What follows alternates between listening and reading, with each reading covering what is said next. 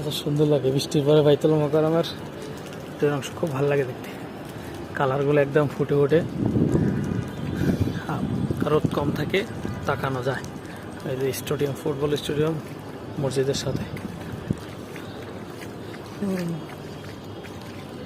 পানি জমছে, পানি বৃষ্টি হচ্ছে, পানি জমছে ফ্লোরে।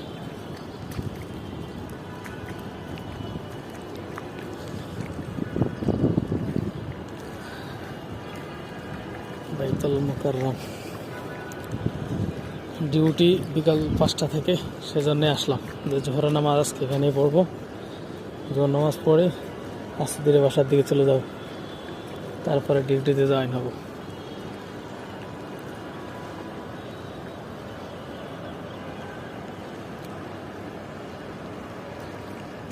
ওই ওখানে হলো মাইক লাগানো মিনার।